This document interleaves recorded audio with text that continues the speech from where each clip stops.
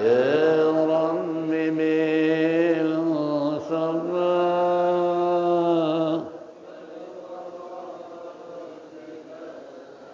واغفر لنا ما مضى أصل الوجود وروح الكون بهجته زين الشمائل والأدب والشيم يا رب بالمصطفى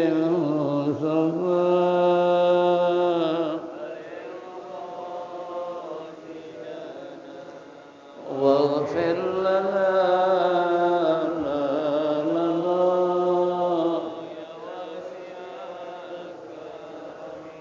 مطهر الأرض من رجس ومن درون من عبد وثن أو عبد صنم يا رب بالمصطفى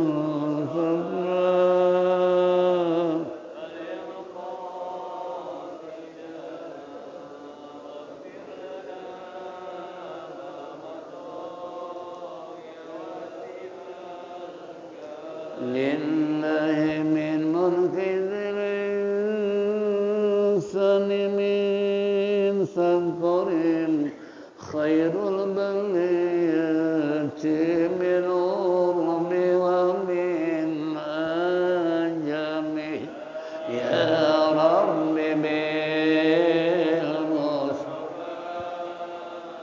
بلغ مقاصدنا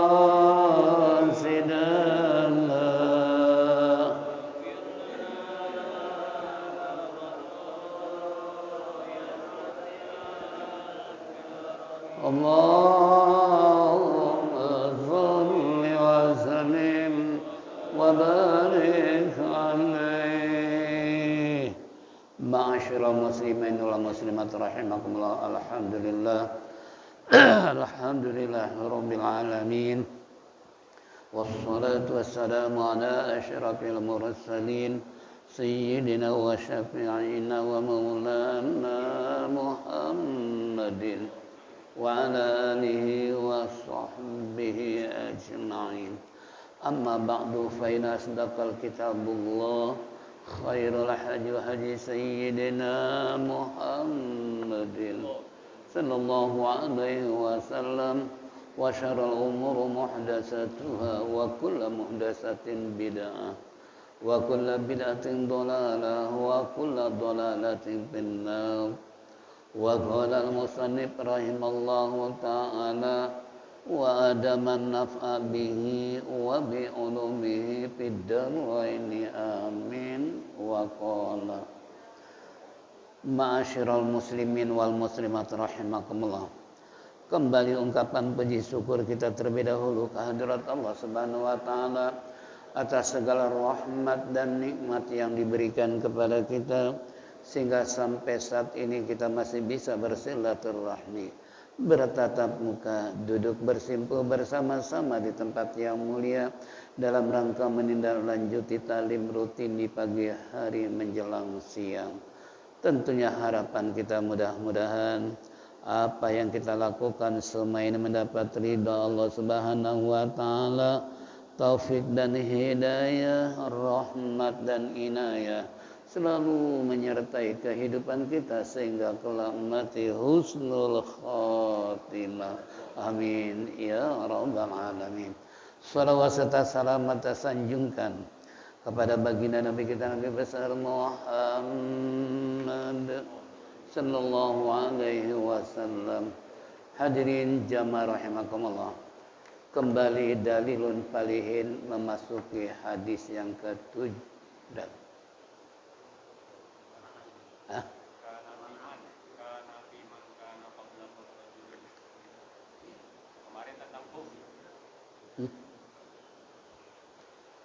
Hadis berapa? Babu taubah kan? Iya, masih bab taubat. Hadis Kalau di sini 20 ya.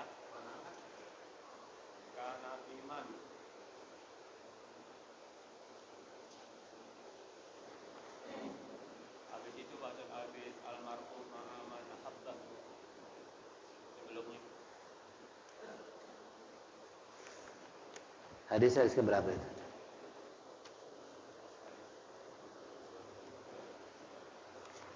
Wa an Zarrin. 8 berarti Ustaz. Ah? Taubat 8 kalau bab 8. Kalau bab taubat. Wa an Abi Sa'id. Hadis ke-8 sih an Abi Sa'id radhiyallahu Malik bin. Kalau di sini kita 8. Ya. Hadisnya Itu yang tadi kana fiman kana qablakum. kana fim. Maka baginda Nabi kita Muhammad sallallahu alaihi wasallam menceritakan setelah istilahnya di sana ada datang seorang malaikat maut atahul maut fatakhasat, yaitu apa? Bertengkar. Ini fakta samat, bertengkar malaikat rahmah dengan malaikat azab. Begitu orang sampai di perjalanan ini mati. Nah, kemudian bertengkar dua malaikat rahmat dan malaikat azab. Kalau bahasa kita saling tarik menarik, yang pantasnya orang masuk neraka atau surga karena sudah membunuh 100 orang. Faqalat malaikatur rahmah, maka berkata kata malaikat rahmah, ja'atiban mukbilan biqalbihi illallahi ta'ala. Kata malaikat rahmat, dia telah datang untuk bertobat, menghadap hatinya kepada Allah Subhanahu wa taala. Kata malaikat rahmat, ini hak saya. Wa qalat malaikatul azab, lalu kata malaikat azab juga berkata, innahu lam ya'mal khairan qat. Ini orang memang mau tobat tapi belum mengerjakan sama sekali. Kenapa? Iya, baru niat doang, mau tobat. Di perjalanan meninggal belum sampai kepada tujuan. Padahal innahu lam ya'mal khairan qat tadi kata malaikat azab, memang dia mau tobat tapi kan belum ngerjain kebaikannya sama sekali, baru pengen doang. Fatahum malaku fi surati adami, yaitu fajalahu bainahum. Maka datang kepada dua malaikat tersebut yang sedang bertengkar, malaikat yang diserupakan oleh Allah seperti manusia, ay adami itu manusia.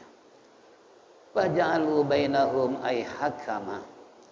Jadikanlah dia antara kedua tersebut hakama, sebagai hakim, untuk menjelaskan bagaimana ini dua malaikat bertengkar antara rahmat dan azab. Apa kata malaikat yang menyerupai manusia tersebut? Kisu ma bainal ardaini fa ila ayyitihima kana adna fawallahu. Kata malaikat yang ketiga ini, kisu, ukur raja oleh kalian berdua, mana yang lebih dekat antara rumah dengan dia yang mau tobat atau ke tempat yang dia mau bertobat tadi. Coba ukur. Pakosu, maka mereka mengukur dua malaikat tadi, bahwa jaduhu adna ilal aradil lati arada fayatqubuhu malaikatur rahmah.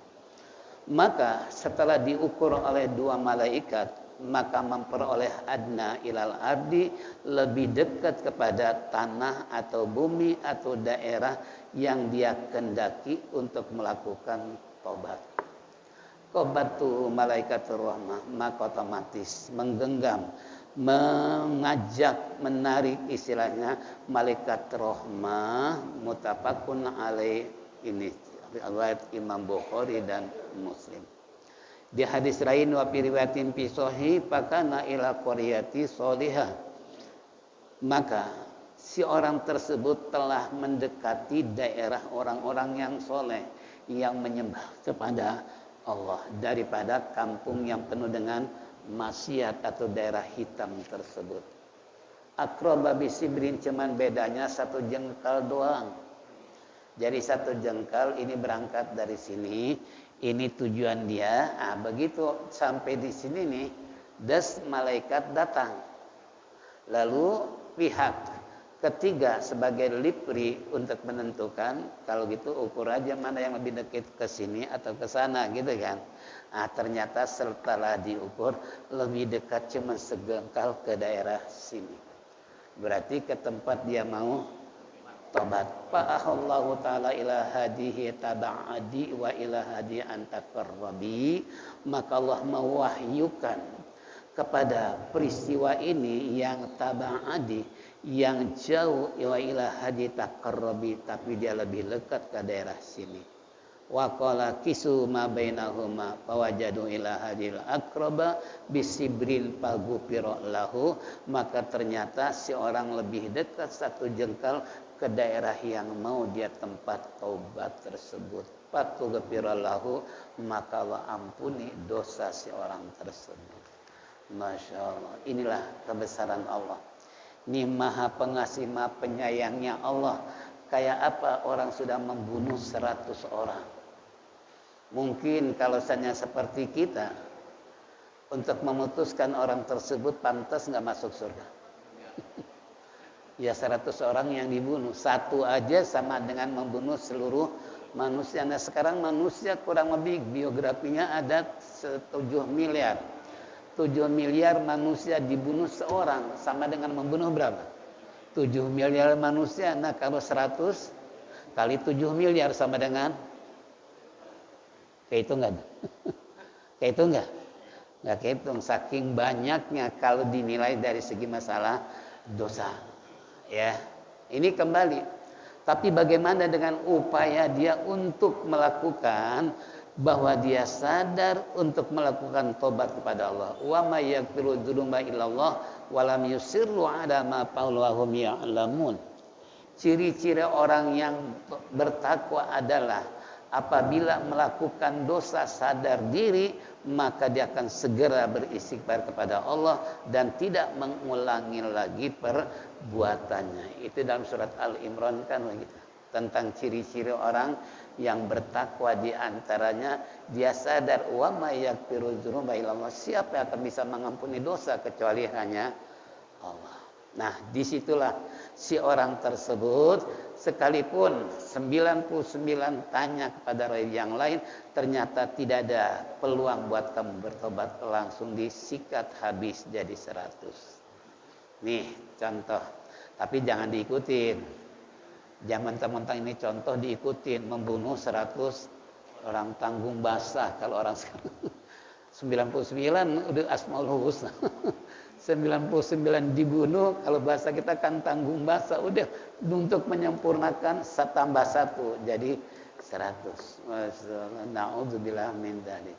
Nah, kalau kita mengenang tentang bagaimana taubatnya Nabi Allah Adam alaihissalam.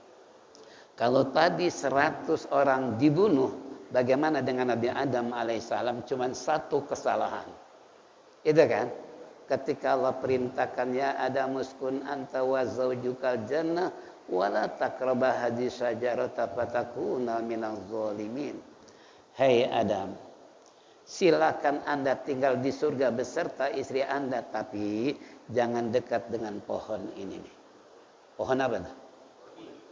Hah? Holdi, bukan beringin. Dulu kan ramai pohon beringin.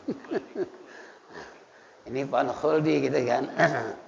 Nah ini ternyata Adam alaihissalam dilarang oleh Allah takraba bisajarah. Namun kembali apa padalahuma syaitan, maka menggelincirkan setan kepada Adam dan Hawa, bukan sekedar dekat, malah memakan buah khuldi tersebut. Ini kembali. Nah, apa yang terjadi setelah memakan buah khuldi? Seketika Allah keluarkan dari surga. Nabi Adam dibuang ke daerah India, sementara Siti Hawa di Jeddah. Jeddah itu kan nenek, ya. Kira-kira berapa kilometer? Antara India ke Jeddah. Sedangkan kita kenal India merupakan laut yang paling dalam dan sering terjadi ombak yang begitu dahsyatnya. Karena saya ingat waktu haul Habib Nuh di Malaysia, ya, kita jarah ke tanah. Kita jarah dengan Habib Ahmad dan keluarganya dan keluarga saya. Beliau cerita tentang Kenapa dikasih nama Nuh? Karena kondisinya sama dengan peristiwa Nabi Nuh, gitu kan? Jadi sedang istrinya hamil, di mana laut India tersebut berkecamuk begitu hebatnya ombak. Sampai-sampai orang Indonesia kalau seandainya melewati laut India, mereka siap mengadakan lomba-lomba. Tarik tambang, makan kerupuk, supaya mereka nggak sadar bahwa ombak sedang apa? Itu cerita guru kita Ki Kamal Yusuf, karena dialami rupanya. Itu sengaja tuh kalau sampai laut India aja, sengaja mengadain lomba-lomba seperti Agustusan gitu, ya, lomba tambang lah segala macam, lari karung segala macam, makan kerupuk. Tujuannya apa? Supaya mereka gembira, jangan sampai mereka tahu ombak sedang apa. Itu contoh. Itu Habib Nuh ketika sampai istri apa ibunya sampai di laut tersebut sedang digoncang oleh ombak, lahir anaknya yaitu Habib Nuh. Ya. Kita sempat di atas bukit itu kita sempat waktu langsung datang ke makamnya ya dengan Habib Ahmad dan keluarganya dan saya juga. Akhirnya setelah malamnya acara haul dari berbagai macam negara kumpul semua di sana. Itu cerita Habib Nuh karena mengambil peristiwa tentang zaman Nabi Nuh, ya. Tsunami yang begitu dahsyat sampai 6 bulan lamanya, maka dikasih nama Habib Nuh. Nah, kalau tiap tahun itu Habib sambil ngajar di sana itu suka ngajak jemaah buat apa? Ziarah ke Singapura, ke Malaysia dan ke Kuala Lumpur di penghujung barat daerah Malaysia. Ini contoh. Makanya kembali kalau dihitung tadi antara India ke Jeddah berapa? 4.000 mil. 4.000 mil kilometer. Kira-kira dari sini sampai mana ya? Sampai India lah. Ya, kalau dihitung 4.000 mil perjalanan berapa bulan, berapa tahun. Karena waktu itu alat komunikasi kan belum ada. Kapal belum ada. Kalau sekarang kapal dari Soekarno-Hatta ke India paling berapa jam? Nah kalau dulu kita nggak bisa bayangkan, Nabi Adam istilahnya diturunkan dalam kondisi telanjang, begitu juga Siti Hawa, padahal gara-gara kesalahannya cuma satu, suruh jangan dekat ke pohon malah justru makan buahnya. Kalau seandainya nih Adam tidak terbius oleh godaan setan yang terkutuk, berawal memang setan gak mampu untuk menggoda Adam. Disinilah perbedaan perempuan dan laki-laki. Kalau laki-laki dengan rayuan terkadang sulit untuk bisa dirayu. Paling gampang perempuan. Iya kan? Karena sifat perempuan kan sangat apa? Sangat sensitif, sangat lemah. Itu perempuan. Makanya salah sedikit mintanya cerai melulu. Padahal udah dicerai. Perempuan kan gampang ngambek. Masalahnya kenapa? Sensitif tadi. Ya, dia punya perasaan sangat lemah. Malah kalau kita bahas ar-rijalu qawwamuna 'alan nisa, kenapa laki-laki dijadikan pemimpin dalam keluarga? Karena 10 kelebihan dibandingkan dengan perempuan, salah satu diantaranya kalau laki-laki tahan banting. Walaupun istri minta cerai melulu, tapi laki nggak pernah mau menceraikan. Itu kan? Di situ aja udah ketahuan.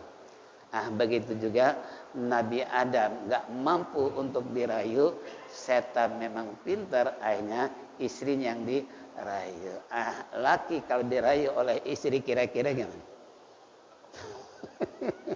Kira-kira gimana? Paling gampang kan laki-laki dirayu oleh istrinya. Nanti malam nggak tidur bareng aja kira-kira kelepakan. Tahu kelepakan? Ya seperti ayam dipotong. Itu kan.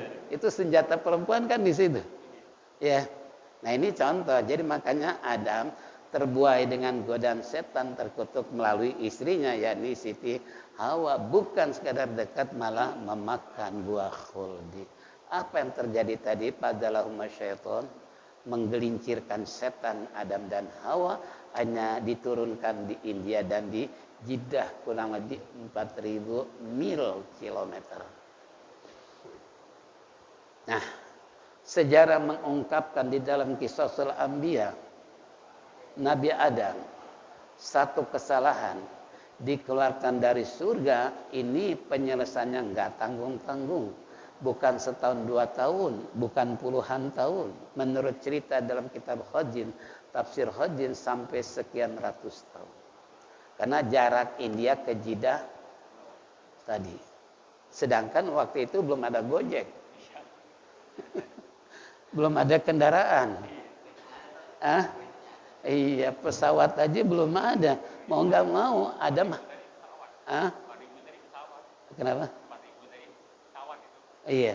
Itu 4.000 itu paling ke pesawat ya. Bagaimana jalan kaki? Adam mencari Siti Hawa. Jalan kaki, nah 4.000 tadi itu pakai pesawat yang kecepatan luar biasa, tapi masih begitu jauhnya jarak antara India ke Jeddah. Nah, apa yang terjadi dengan Nabi Adam? Penyesalan, hanya tinggal penyesalan. Konon dalam cerita ayat tersebut, sampai Adam tiada henti-henti dengan mengelontarkan kata-kata, Rabbana ya Rabbana, Rabbana zalamna anfusana wa illam taghfir lana wa tarhamna lanakunanna minal khasirin. Terus sepanjang jalan mengucapkan penyesalan, kalimat Rabbana zalamna anfusana wa illam taghfir lana wa tarhamna lanakunanna minal khasirin. Coba sepanjang jalan untuk bertanya tidak ada orang karena belum ada manusia. Hutan-hutan belantara dilalui karena saking bingung di mana istri berada. Kita aja kalau nyasar kira-kira gimana? Ini belum ada orang masalahnya. Kalau ada orang kan bisa bertanya. Nah kalau nggak ada orang, belum ada manusia sama sekali. Ya. Terus sepanjang jalan Rabbana zalamna anfusana. Sampai-sampai dalam tafsir tersebut bukan sekedar air mata yang tertuang di pipinya, sampai darah pun keluar karena udah banyak kehabisan air mata. Bayangkan. Dengan kalimat Rabbana zalamna anfusana, wahai Tuhan kami telah menganiaya diri kami. Fa illam taghfir lana, maka jika Engkau tidak mengampuni dosa kami, lanakunanna minal khasirin, sungguh kami ini termasuk orang yang zalim. Itu pengakuan Adam ketika taubat kepada Allah. Konon ada yang mengatakan 200 tahun, ada yang mengatakan 300 tahun. Kayak apa kira-kira? Apa yang terjadi? Cerita singkat. Begitu Nabi Adam alaihissalam sudah melangkah ke daerah sana timur tengah alias ke Arafah. Ini Pak Kelin nanti besok di Arafah. Ya, Pak Musli sama istrinya di mana? Di Arafah. Nanti malam mabit di Muzdalifah. Jam 12 malam ngambil batu, besoknya datang ke kemana? Ke Arafah untuk kumpul. Nah, itulah pertemuan Nabi Adam alaihissalam sehingga dibuat sebuah momen, ya, patung tempat pertemuan antara Adam dan Hawa. Makanya disebut Jabal Rahmah. Gunung Rahmah. Kasih sayang di antara dua manusia yang tidak ada orang kecuali cuman mereka. Itu makanya sekarang kalau kemarin saya umroh sebelum puasa tuh dengan keluarga itu, sekarang nggak boleh masuk area, bahkan naik gunung Jabal Rahmah pun sekarang sudah tidak ada. Mungkin dalam rangka renovasi ya, dalam perbaikan. Dan kalau dulu saya masih haji tahun 2011 masih bisa coret-coret tuh. Konon katanya siapa orang menulis namanya untuk mendapatkan jodoh, cepat punya jodoh. Sampai ponakan saya pesan, nanti tolong tulisin nanti di mana? Di tembok pertemuan Adam dan Hawa. Saya tulis tuh. Berhubung kalau pakai spidol kan bayar 5 real. Pakai ludah aja deh. namanya ditulis. Bener tuh. Sampai Jakarta berapa kemudian punya suami. Walau alam. Itu kan. Ada yang pakai spidol kan mereka. Makanya itu pelarangan untuk istilahnya naik ke Jabal Rahmah. Karena banyak orang yang tangan-tangan jahil. Supaya mendapatkan jodoh ditulis di tembok Jabal Rahmah dulu ya. Nah, ini contoh. Itu kembali. Ya, apakah itu mistik atau atau tahayul mitos? Kira-kira gimana? Tapi benar kenyataan. Saya sendiri alami misalnya. Kalau saya pinjam nyewa itu spidol 5 real kan sayang. 25.000 kan cuma nulis doang. Bismillahirrahmanirrahim nama Nur Laila. Udah. Begitu berulang ke Jakarta, seminggu kemudian ya ada yang ngelamar.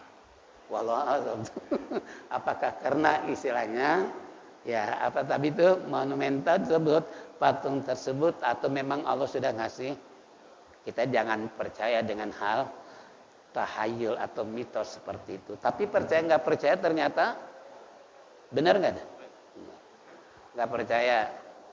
Saya ingat cerita dulu ketika konferensi Asia Meja Bundar. Di mana?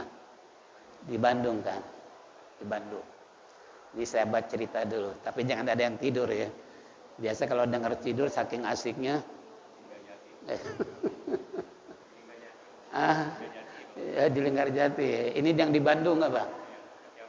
Ya, Asia Afrika ya. Asia Afrika.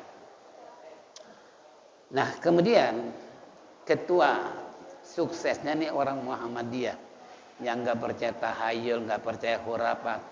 Suasana mendung, Bandung diselimuti oleh suasana yang sangat gelap gulita menunjukkan hujan akan turun. Nah, ketua tim sukses ini bingung bagaimana upaya karena ini tamu-tamu dari Asia Afrika akan datang ke Bandung kumpul untuk melakukan konferensi Asia Afrika. Bingung ketua panitia. Lalu ada yang mensarankan, Tuhan, bagaimana kalau kita mengumpulkan pawang-pawang hujan? Karena di Bandung banyak pawang hujan. Artinya yang bisa memberikan solusi mau hujan gak jadi. Itu namanya pawang. Udah, diundang jagoan-jagoan pawang se-Bandung. Udah kumpul, kata ketua panitia, saudara-saudara, siapa yang bisa mengusir hujan, kami akan kasih hadiah. Wah, para pawang siap untuk apa? Bertarung ilmu. Ya, ada yang ngacung. Saya sanggup, Tuhan. Baiklah, ada syarat yang kau hendak lakukan? Ada.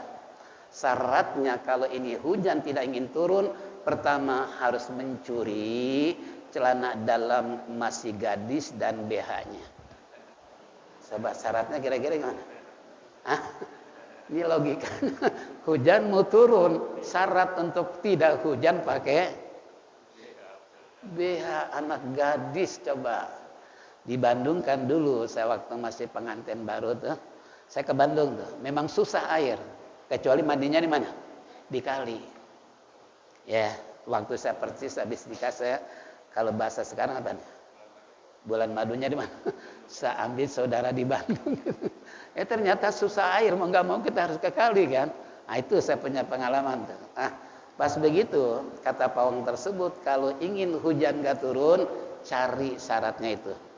Kalau dapat, nah setelah dapat nanti lemparkan ke atas genteng gedung Asia Afrika. Ini kalau saya ajak berpikir kira-kira nih, kalau nyangkut di genteng orang lihat kira-kira gimana? Itu kan. Cerita singkat ini kembali nih. Cerita udah dapat nih, tim sukses ini dapat kasih hadiah. Dilempar ke atas genteng Asia Afrika tersebut. Nah, ternyata yang begitu mendung, suasana gelap, maka sedikit demi sedikit berserakan semakin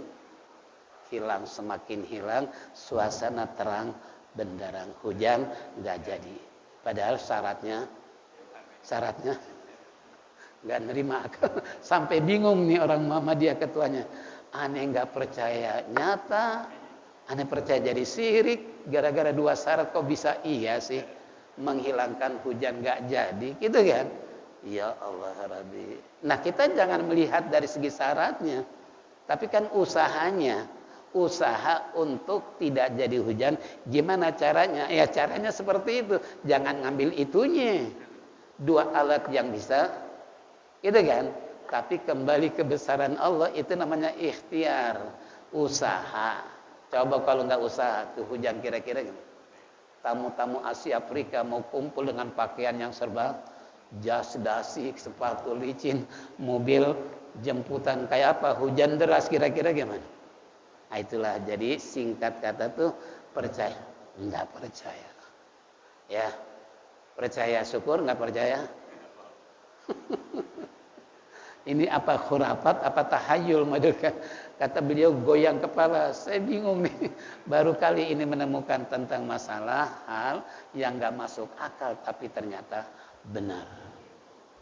Makanya orang dulu kalau hajatan tuh suasana mau hujan pakai bawang merah, pakai bawang sama cabai merah ya, ditusuk di mana? Di bilik kan, karena dulu belum ada tembok ya, masih bilik. Ya ternyata benar juga, sebab kalau hujan kondangan nggak ada, ya rugi yang hajat. Makanya diusahakan agar dulu kalau saya sendiri alami misalnya dulu. Ya saya waktu peresmian resepsi Umi itu kan di kampung, walaupun saya nikah gantung ya. Itu nikah gantung. Nikah dulu tapi belum resepsi karena dia masih sekolah, saya masih kuliah di sana. Saya baru apa? Baru resepsi di kampung. Nah, itu waktu itu saya udah mulai ngajar di kalender di mana-mana. Jadi undang orang Jakarta, itu diantaranya mau hujan. Dasar orang tua dulu masih percaya dengan hal seperti itu. Itu pakai bawang sama cabai merah ditusuk di bilik gitu kan. Ah ternyata coba kira-kira akalnya. Nggak nyambung ya. Nah kembali kepada pembunuh 100 orang tersebut. Nah setelah si pembunuh 100 orang tersebut masih bertanya, adakah peluang buat saya tobat? Nah ternyata ada yang alim yang memberikan penjelasan masih ada pintu untuk bertobat. Coba kamu pergi ke satu wilayah sana, di sana orang yang ahlul ibadah. Tidak ada satupun manusia kecuali mereka hanya menyembah Allah. Nah ini petunjuk orang alim. Cerita singkat, berangkat nih orang. Karena ingin menebus dosa telah membunuh 100 orang. Begitu sampai di perjalanan tadi ya, sampai idza nasafat tariq, di pertengahan jalan atahul mautu, maka datang 2 malaikat maut. 2 malaikat ini setelah tahtasomat tadi mereka bertengkar. Kira-kira yang pantas ini orang masuk neraka ke surga. Apakah malaikat rahmat yang narik atau malaikat azab yang ngebetot? Itu ngebetot. Kalau narik kan pelan-pelan, kalau ngebetot ya baik. Kasar kalau bahasa kita gitu kan. Itu contoh. Nah, tapi setelah mereka bertengkar berdua ini, Allah utus malaikat pihak ketiga untuk memberitahukan daripada bertengkar mendingan ukur aja nih mayit deketan kemana nih, antara rumah dia dengan tempat ya'budullaha falya'budillahi ta'ala, mana lebih dekat, ukur aja. Daripada kamu bertengkar mendingan ukur aja deh lebih dekat kemana nih. Nah setelah cerita ini ternyata begitu meninggal diukur oleh 2 malaikat, maka cuman bedanya siberin tadi, 1 jengkal ke tempat dia mau tobat. Nah ternyata kata malaikat yang ketiga tadi, kalau begitu ini adalah hak malaikatur rahmah yang berhak dia membawa ke dalam surga. Tapi yang satu tetapkan kekeh, nggak bisa, ini belum bekerja kok.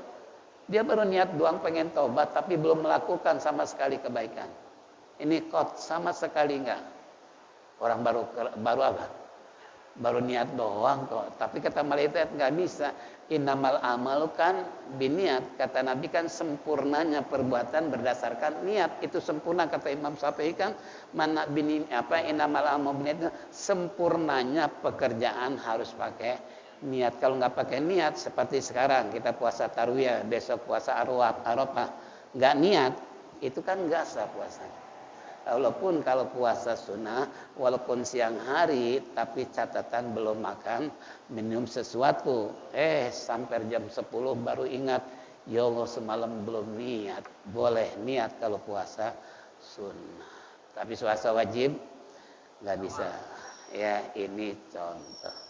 Nah ini kembali, ternyata setelah diukur lebih dekat ke tempat yang mau dia tempat tobat, maka kata malaikat pihak kelipri tadi, kalau begitu ini adalah faqabatahu malaikatur rahmah, silahkan ambil hai malaikat rahmat, bawa dia ke dalam surga, padahal belum melakukan perbuatan tobatnya, baru niat. Itulah maha pengasihnya Allah terhadap hambanya. Enggak peduli 100 orang dia membunuh, yang penting dia mau tabat. Tadi wa may yaghfiru dzunuba illallah, tidak ada siapa yang bisa mengampuni dosa kecuali hanya Allah. Ya, inilah hadirin cerita tentang pembunuh. Ini bukan pembunuh bayarannya. Zaman sekarang kan banyak pembunuh bayaran. Ini murni dia membunuh 100 orang, bukan pembayaran, bukan. Ya. Inilah hadirin hadis yang ke-8. Insyaallah nanti hadis yang ke-10 tentang ya yang 9 ya, tentang istilahnya apa? Ghazwati Tabuk, ketika terjadinya perang Tabuk. Insya Allah, mudah-mudahan Allah panjangkan umur, sehat walafiat, sehingga dipertemukan kembali pada Sabtu tanggal berapa? Sabtu besok nggak ngaji ya? Iya bukan libur, kan diganti ya dengan istiqomah. Jadi Sabtu berikutnya, walaupun Sabtu nyembelih korban hewan kan, Sabtu nih motong korban, Sabtu acara sebagaimana biasa, mungkin habis ngajar di sana istiqomah, baru kesini untuk menyaksikan korban ya. Jadi kembali nanti Sabtu besok nih bagian penyembelihan korban hari raya Idul Adha. Jadi kembali pada kita semua, habis subuh jangan pulang karena tahlil untuk baca doa bersama bagi yang korban. Insya Allah ya. Jadi ketemu lagi Sabtu yang akan datang, baru rutin. Ini hanya awal Sabtu saja, diganti dengan awal Rabu. Itu aja saya kira. Terima kasih atas perhatiannya. Detik-detik masuknya Isra, mari kita tutup dengan zikir tauhid. Falyatafaddal masykur.